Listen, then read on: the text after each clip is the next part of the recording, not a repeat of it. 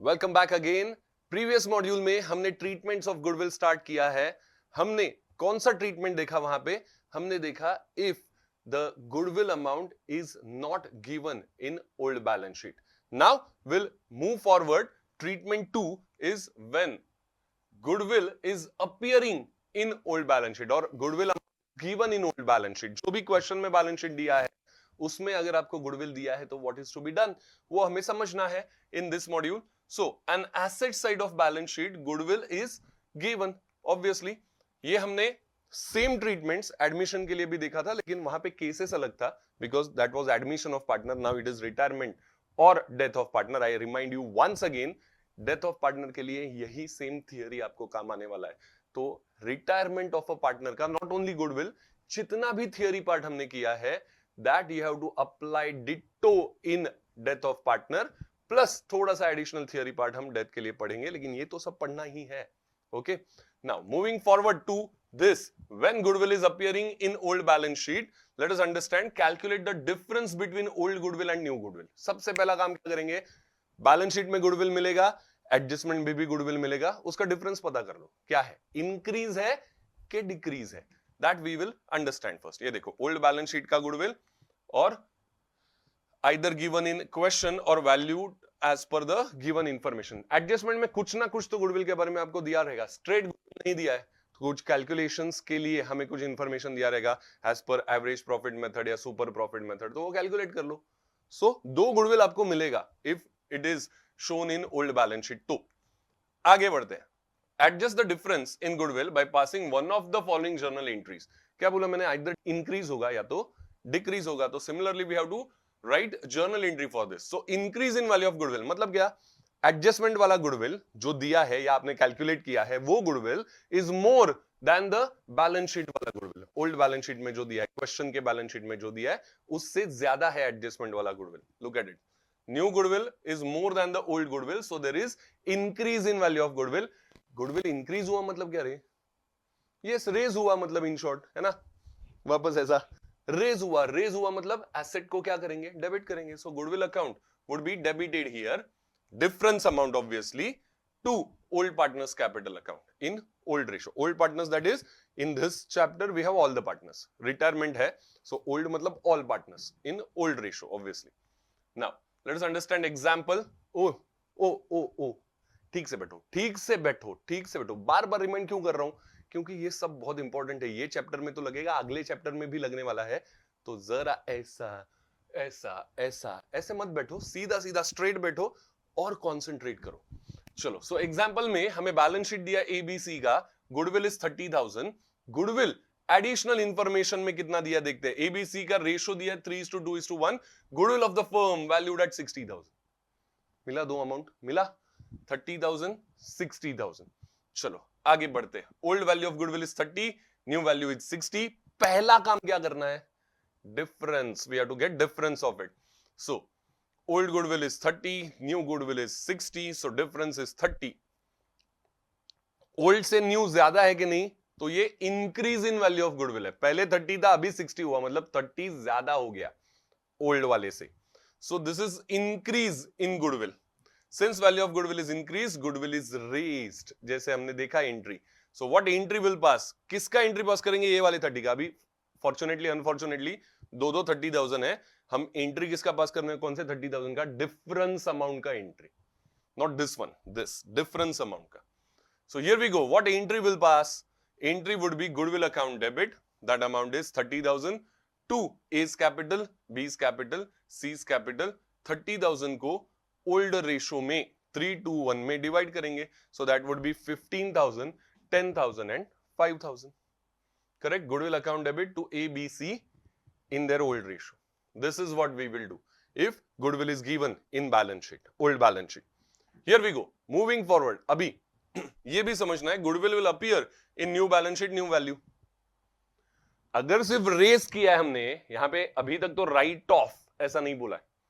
So this value of goodwill will appear, which one? Not this, new value, that is 60,000. Sir क्यों 60,000? 30 तो race किया। अरे बराबर 30 race किया, लेकिन ऑलरेडी 30 था ना।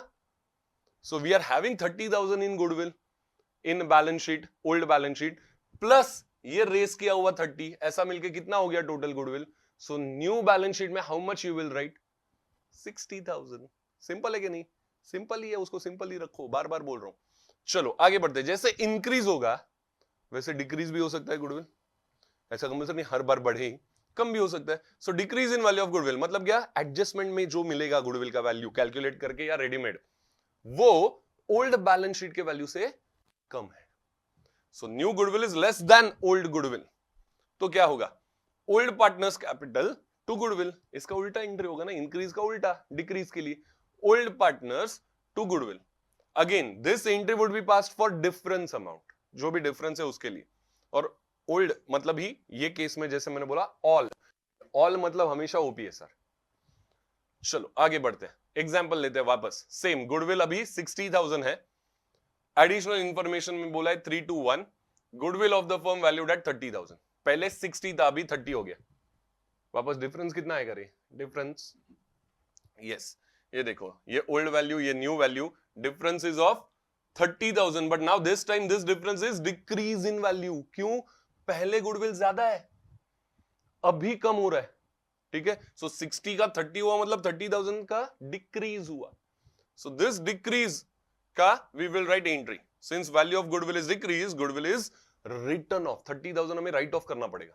पहली बात, जो एडजस्टमेंट है ओल्ड और न्यू का, so 30,000 we are writing off, entry is passed for this difference amount, ठीक है, ये वाला 30,000 जो डिक्रीज हुआ है वो वाला। So what entry will write? Entry would be A B C, 321 में डिवाइड करेंगे to goodwill account. Goodwill write off करना है, कैंसल करना है, कम करना है, डिक्रीज करना है, और क्या क्या बताऊं, तो गुडविल अकाउंट क्रेडिट होगा, एसेट कम हो रहा है तो ना।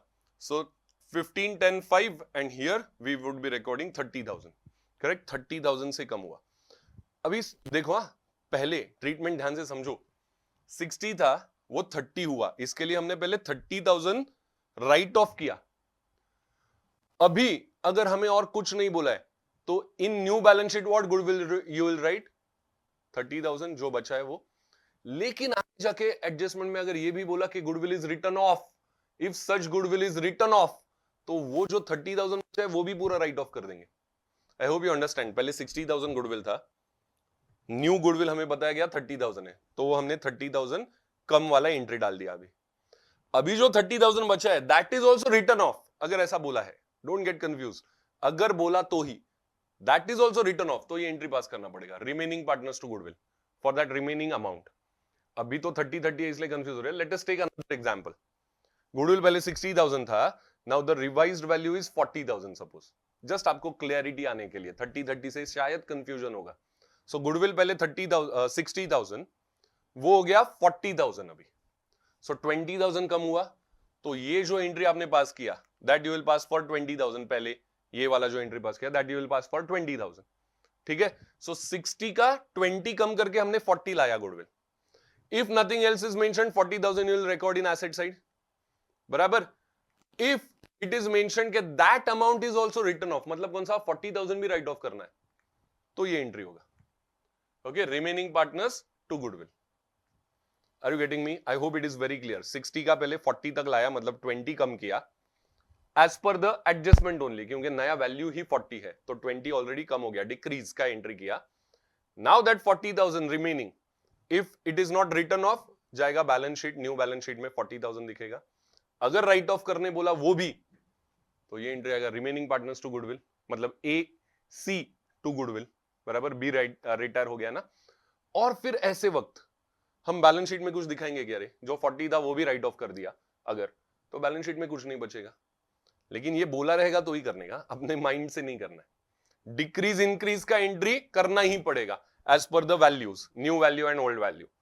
आगे जाके राइट ऑफ बोला तो ये अगला आएगा, नहीं तो फिर जो अमाउंट है, रिवाइज्ड अमाउंट है गुडविल का, वो बैलेंस शीट में जाएगा। एक बार थोड़ा सा क्या बोलते हैं, बैकवर्ड जाके, मतलब फास्ट फॉरवर्ड वैसा बैकवर्ड होता है ना, मुझे वर्ड ठीक से याद नहीं अभी, जो भी है वो थोड़ा सा पीछे जाके एक बार वापस समझ लो मैं क्या बोल रहा हूं। आई होप मैंने बहुत क्लियरली बोला है तो आपको समझना ही चाहिए, नहीं तो मेरा हेल्प लो वापस, ठीक है। वापस देखो एक बार और समझ के फिर क्वेश्चंस पे आगे बढ़ो।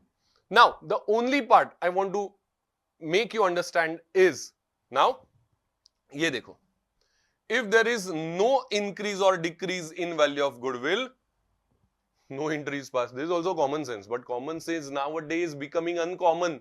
कॉमन सेंस ही अनकॉमन हो रहा है, तो क्या कर सकते हैं? तो बताना पड़ता है ऐसा कि अगर गुडविल के वैल्यू में कुछ इंक्रीज डिक्रीज हो ही नहीं रहा है तो कुछ जर्नल एंट्री पास करने का जरूरत है क्या? गुडविल ओल्ड बैलेंस शीट में दिया है 60,000, कुछ बोला ही नहीं उसके बारे में, सो न्यू बैलेंस शीट में भी 60,000 लिखोगे और क्या?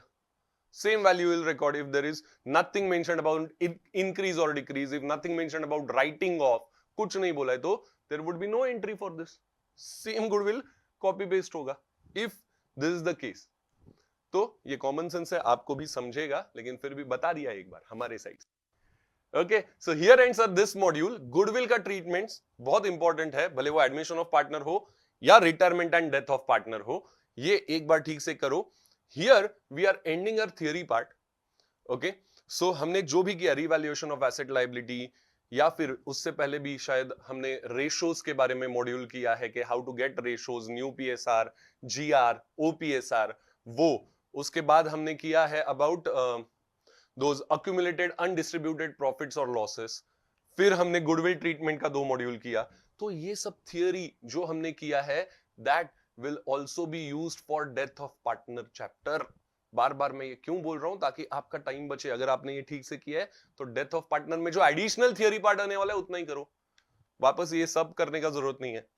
अभी this is the time to start with the questions, practical questions. पहले रेशोज से रिलेटेड कुछ छोटे छोटे क्वेश्चंस हम करेंगे in our next module, and then we have to also go for full length questions. So जो थियरी है एकदम मस्त रिवाइज कर लो, और फिर नेक्स्ट मॉड्यूल से will start with the practical questions.